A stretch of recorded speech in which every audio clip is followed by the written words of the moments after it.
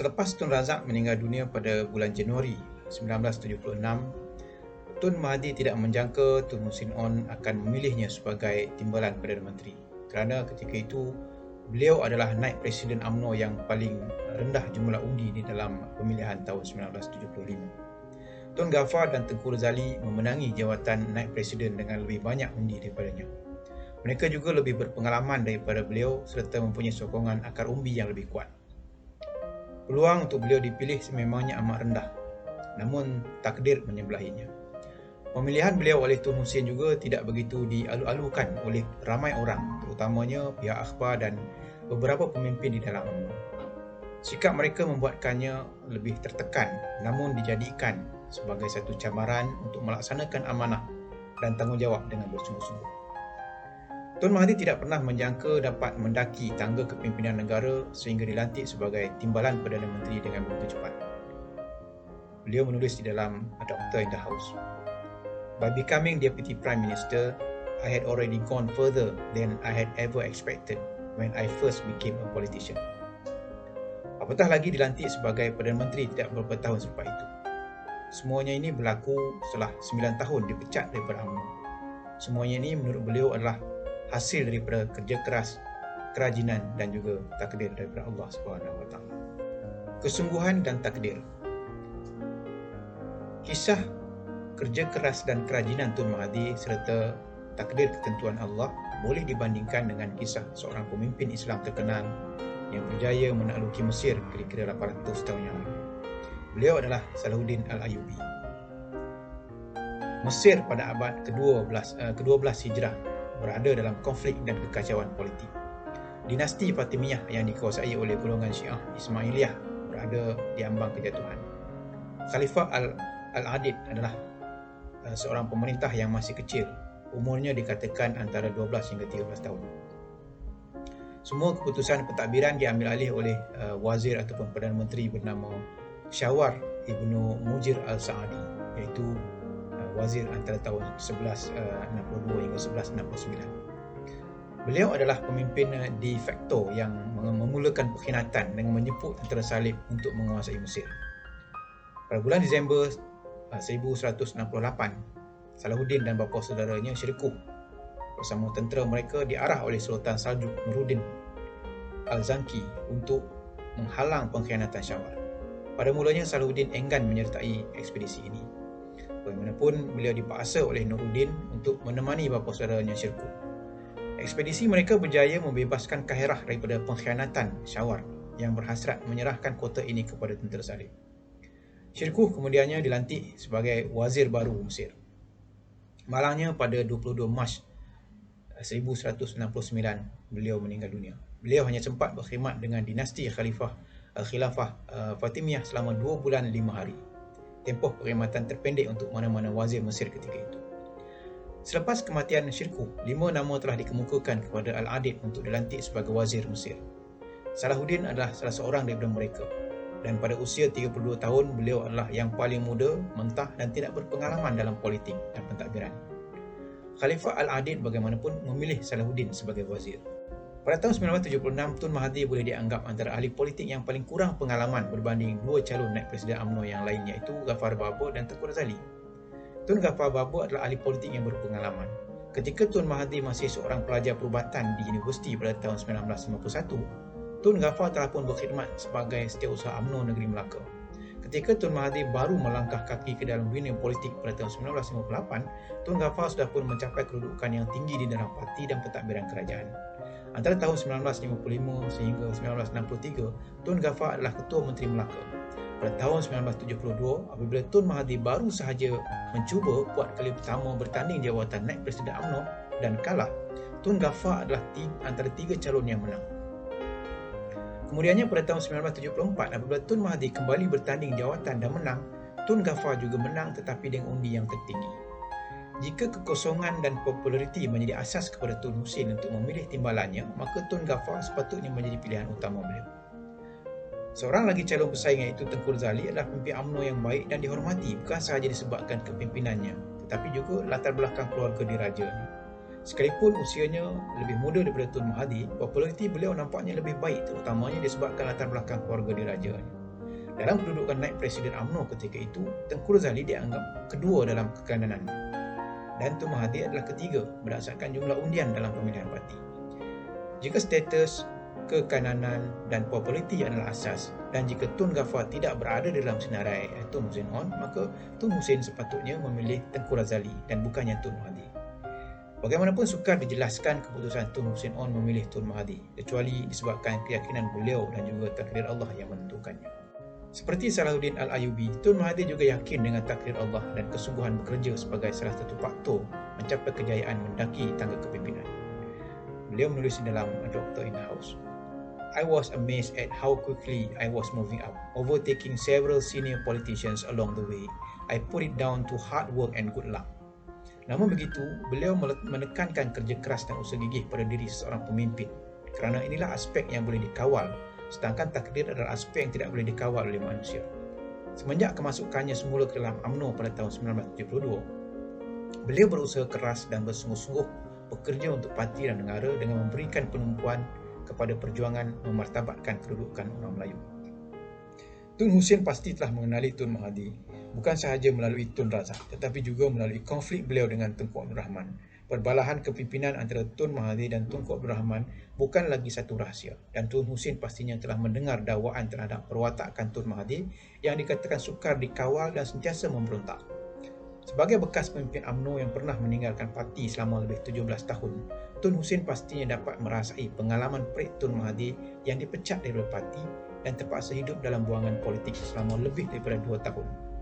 Kesemua pengalaman ini menjadikan Tun Mahathir seorang yang lebih berdaya tahan dan sesuai dipilih oleh beliau sebagai timbalan Perdana Menteri. Lingkaran prihatin dan lingkaran pengaruh, circle of concern and circle of influence. Pemimpin yang berjaya bertabiat dengan tabiat orang yang berjaya sehingga akhirnya mereka menyadari bahawa kejayaan mereka adalah hasil daripada tabiat ini.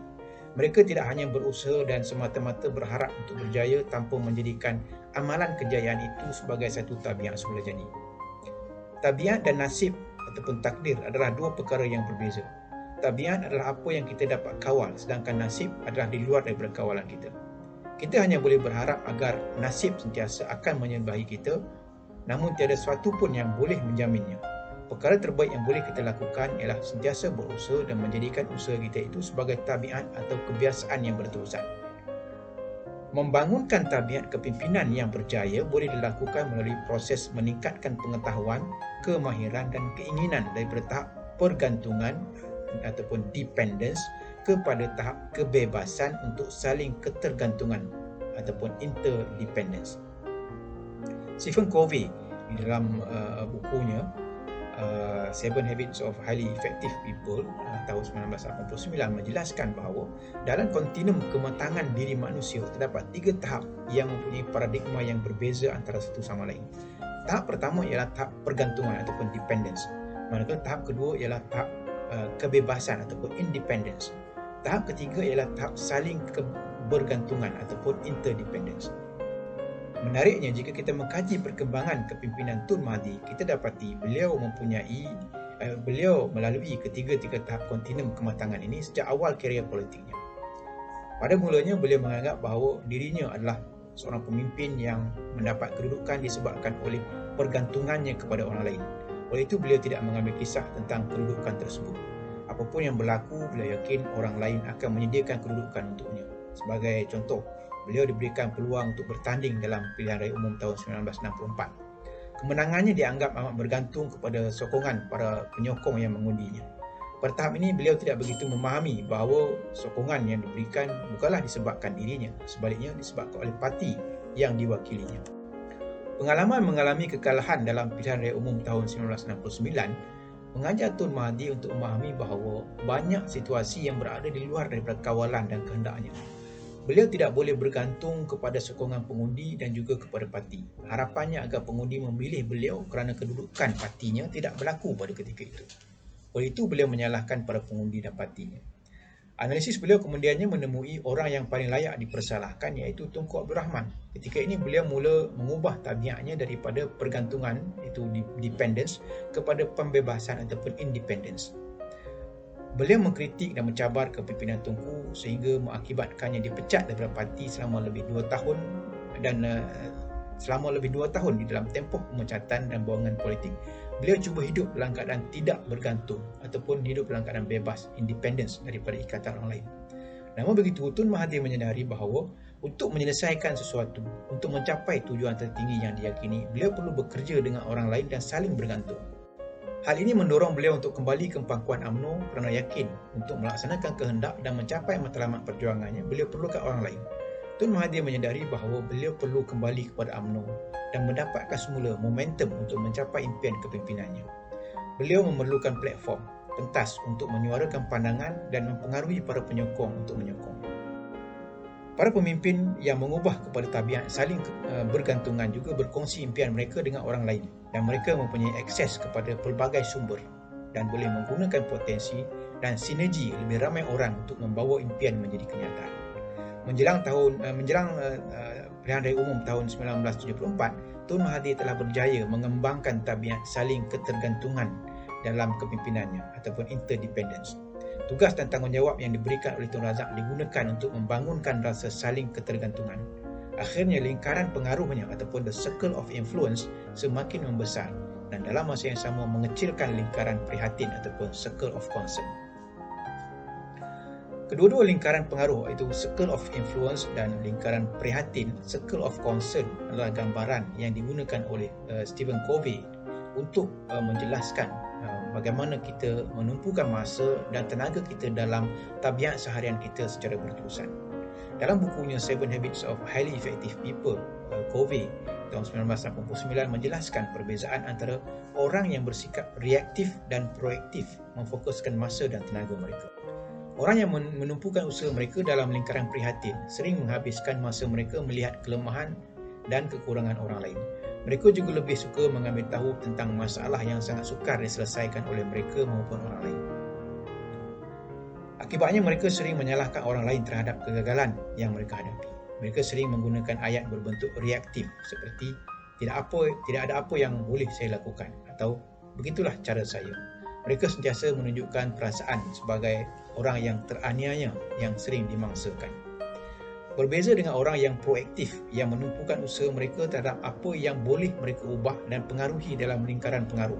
Mereka memberi tumpuan kepada apa yang boleh mereka lakukan. Mereka menyebarkan tenaga positif yang akhirnya akan membesarkan lingkaran pengaruh. Dalam kepimpinan kita dapat temui sekurang-kurangnya 4 kumpulan pemimpin. 4 kumpulan orang, iaitu yang pertamanya pengikut, yang keduanya pemimpin yang reaktif, yang ketiganya pemimpin proaktif dan yang keempatnya pemimpin reaktif, tamak ataupun mementingkan diri sendiri. Pengikut adalah orang yang memungkinkan wujudnya kepimpinan tetapi mereka sendiri tidak mempunyai kawalan bagaimana pemimpin harus bertindak atau bertindak balas atau di mana pemimpin harus menumpukan masa dan tenaga mereka. Perkara terbaik yang boleh mereka lakukan adalah bertanya. Dari segi kepimpinan, mereka adalah pelaku pasif. Mereka mempunyai lingkaran prihatin B yang sangat besar dan lingkaran pengaruh A yang sangat kecil. Mereka prihatin dan mengambil berat terhadap berbagai isu yang memberi kesan kepada kehidupan mereka seperti kenaikan harga barang, pemanasan global dan sebagainya. Tetapi mereka tidak dapat buat apa-apa untuk mengawal atau mengubah perkara tersebut. Mereka sangat bergantung kepada pemimpin untuk menangani dan memperbaiki keadaan hidup mereka. Lingkaran pengaruh mereka A yang sangat kecil mungkin mewakili kehidupan pribadi, keluarga dan sosial mereka. Gambaran kedua-dua lingkaran yang merujuk kepada pengikut ini adalah konteks kepimpinan yang merujuk kepada kumpulan pengikut, bukannya dalam konteks kehidupan pribadi pengikut secara individu. Kumpulan kedua adalah pemimpin reaktif. Mereka menumpukan banyak usaha dalam lingkaran prihatin B yang lebih besar daripada lingkaran pengaruh A. Antara fokus mereka mungkin seperti kelemahan pemimpin lain atau lawan mereka dan dalam masa yang sama cuba melindungi kelemahan mereka sendiri. Mereka akan menyalahkan situasi atau orang lain apabila mereka tidak dapat menangani masalah yang mendatang. Seringkali mereka akan menggunakan bahasa seperti saya tidak boleh berbuat apa-apa mengenainya kerana ia terletak di bawah bidang kuasa orang lain. Kadang-kadang apabila mereka tidak dapat memenuhi kehendak pengikut mereka, mereka akan menyalahkan pengikutnya sebagai tamak, tidak bersyukur, tidak sabar dan sebagainya. Apabila menilai orang lain, mereka akan menggunakan masalah yang rumit sebagai kayu ukur. Kegagalan lawan mereka untuk menghadapi masalah yang kompleks dan rumit misalnya akan digunakan untuk menunjukkan kepada orang lain bahawa lawan mereka adalah lemah, tidak boleh dipercayai. Perkara ini sering terjadi dalam kalangan ahli politik. Tenaga negatif mereka yang dihasilkan dengan menumpukan perhatian kepada lingkaran prihatin B menyebabkan lingkaran pengaruh A mereka mengecut, seperti yang ditunjukkan oleh anak panah yang menolak lingkaran pengaruh A ke dalam menjadikannya semakin kecil. Kumpulan ketiga adalah pemimpin proaktif. Mereka menumpukan usaha membesarkan lingkaran pengaruh. Mereka kenal diri mereka dan sentiasa memperbaiki paradigma saling bergantungan. Mereka menggunakan bahasa seperti, mari kita lihat alternatif yang ada. Let's look at our alternative. Saya boleh memilih pendekatan yang berbeza. I can choose a different approach. Sayalah yang mengawal perasaan saya. I control my own feelings. Saya boleh menghasilkan pembentangan yang berkesan. I can create an effective presentation. Saya akan memilih tindak balas yang sesuai. I will choose an appropriate response. Ini bertentangan sekali dengan sikap para pemimpin reaktif yang sering berkata, saya tidak boleh, saya terpaksa, hanya jika sekiranya. I can't, I must and if only. Sedangkan para pemimpin proaktif sering berkata, saya memilih, saya lebih suka dan saya akan. I choose, I prefer and I will.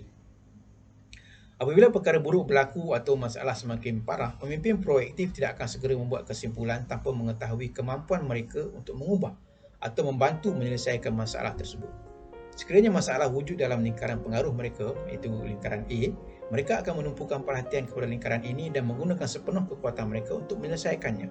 Sekiranya masalah berada dalam lingkaran prihatin B mereka, mereka tetap juga akan memberi tumpuan sepenuhnya kepada lingkaran pengaruh A dengan terus membesarkannya sehingga mengurangkan saiz lingkaran prihatin B. Pemimpin adalah manusia biasa. Setengah mereka berubah daripada pemimpin yang baik kepada yang lebih baik dan terbaik, akhirnya meninggal dunia sebagai wira. Malangnya terdapat sebahagian yang berubah daripada baik kepada lebih baik, terbaik dan kemudiannya berubah menjadi pemimpin yang jahat dan kejam dan akhirnya mati sebagai pemimpin yang kejam. Kumpulan pemimpin ini adalah pemimpin reaktif tamak, iaitu kumpulan yang keempat. Mereka bukan sahaja berjaya menguruskan lingkaran pengaruh A sepenuhnya, bahkan melangkaui lingkaran prihatin B sehingga lingkaran pengaruh A menjadi lebih besar daripada lingkaran prihatin B. Mereka terperangkap dengan ketamakan yang tidak berpenghujung, undisciplined pursuit of more. Mereka mengejar perkara yang biasanya merosakkan pemimpin, iaitu kekuasaan, kekayaan dan kemegahan. Mereka akan memperuntukkan lebih banyak untuk diri mereka sendiri atau penyokong mereka. Lebih banyak wang, lebih banyak keistimewaan, kemasyhuran dan lebih banyak yang merosakkan kejayaan yang telah dicapai. Dengan kuasa mutlak yang ada dan kekayaan yang tiada hadnya, mereka bukan sahaja boleh melakukan apa yang boleh mereka lakukan dalam lingkaran pengaruh A, malahan melampaui keluar daripada lingkaran prihatin B sehingga membentuk diri menjadi pemimpin yang autokratik, diktator dan kejam. Pada ketika ini, kepimpinan mereka telah berubah daripada seorang pemimpin kepada pembuli. Mereka bukan lagi pemimpin, sebaliknya pemerintah yang zalim. Mereka tidak mahu memahami orang lain, sebaliknya sentiasa inginkan diri mereka difahami sepenuhnya. Setiap apa yang berlaku, mereka akan menyalahkan orang lain dan sama sekali tidak akan menunjukkan tanggungjawab mereka. Direkodkan dalam ribuan tahun sejarah manusia banyak contoh pemimpin kejam seperti ini. Ramai dalam kalangan mereka pada mulanya dianggap sebagai pemimpin pilihan yang berusaha menjadi pemimpin yang baik, pemimpin baik yang disayangi oleh ramai orang. Kemudian mereka terpesona dengan kejayaan dan habuan yang diperolehi daripada kejayaan tersebut, khususnya kuasa mutlak, kekayaan yang tiada had serta kemegahan yang tiada kesudahan. Setelah memahami konsep lingkaran fokus ini dan adaptasinya dalam konsep kepimpinan, kita boleh membuat kesimpulan dan menggambarkan lingkaran fokus kepimpinan Tun Mahathir antara tahun 1958 sehingga tahun 1976. Rajah menunjukkan dua lingkaran yang mewakili fokus kepimpinan Tun Mahathir antara tahun 1958 dan sehingga tahun 1976. Perbincangan di dalam bab-bab sebelum ini menunjukkan bahawa antara tahun 1958 sehingga September 1969, Tun Mahathir cenderung dilihat sebagai pemimpin reaktif. Pada mulanya beliau terlihat begitu teruja untuk menceburi bidang kerjaya baru sebagai seorang ahli politik. Disebabkan kekurangan pengalaman, semua yang dilakukannya adalah berbentuk percubaan dan pengujian, di mana kesilapan tergambar dengan jelas dalam tindakan. Bagaimanapun, pengalaman dalam bidang perubatan membantu beliau menangani masalah yang dihadapi dan terus belajar secara berperingkat-peringkat berasaskan masalah. Kejayaan yang terlalu awal dicapainya dalam pilihan raya membuatkannya lupa diri seketika. Beliau tidak menyedari bahawa dirinya terlalu bergantung kepada kehebatan parti perikatan yang diwakilinya. Setelah kemenangan awal ini, beliau tidak banyak belajar tentang selok-belok membina asas utama kepimpinan, iaitu perjuangan tertinggi, the great cause. Apabila kehebatan parti yang diwakilinya menurun, beliau tidak menyedari, sehinggalah dirinya menjadi mangsa kepada keadaan. Beliau kalah dalam mempertahankan kursi Parlimen Pilihan Raya Umum tahun 1969. Gambaran fokus kepimpinannya daripada awal kejaya tahun 1958 sehingga tewas dalam Pilihan Raya Umum 1969 adalah ditunjukkan oleh bulatan A, di mana lingkaran pengaruh A begitu kecil dan dikecilkan lagi oleh tindakannya memberi fokus kepada perkara-perkara yang tidak dapat dikawalnya, seperti sentimen pengundi Cina, kurangnya sokongan dari MCA dan sikap penolakan Tunku yang kesemuanya berada dalam lingkaran prihatin B. Obsesi ini menjana tenaga negatif yang terus mengecilkan lingkaran pengaruhnya, iaitu lingkaran A. Beliau beruntung kerana dipecat daripada UMNO pada bulan September 1969. Pemecatan ini adalah satu rahmat yang benar-benar mengubah tenaga kepimpinan negatif menjadi positif. Kontinum kematangannya berpindah daripada pergantungan, dependence, kepada kebebasan, independence. Selama lebih 2 tahun dalam pengasingan politik, Tun Mahathir telah mengembangkan kesedaran kepimpinannya melalui banyak sumbangan penting, termasuk melalui penerbitan The Merlin Dilemma, dan memperluaskan pandangan tentang perjuangan besarnya melalui ceramah dan sesi perkongsian. Menjelang akhir tempoh masa pemecatan dan pengasingan politik, kontinum kematangannya telah beralih daripada kebebasan, independence, kepada saling ketergantungan, iaitu interdependence. Bulatan di dalam Rajah B mewakili lingkaran fokus kepimpinan Tun Mahathir antara akhir tahun 1969 hingga awal tahun 1976. Daripada pemecatan keahlian parti sehingga dilantik sebagai timbalan Perdana Menteri Malaysia. Kemasukannya semula dalam UMNO membuka peluangnya untuk menyalurkan tenaga positifnya ke dalam lingkaran pengaruh. Itulah yang beliau lakukan dan itu juga yang dilihat oleh Tun Hussein Onn. Ketika Tun Hussein Onn hendak membuat keputusan memilih timbalannya, lingkaran pengaruh A Tun Mahathir semakin besar sehingga lebih jelas lingkaran ini berbanding lingkaran prihatin B.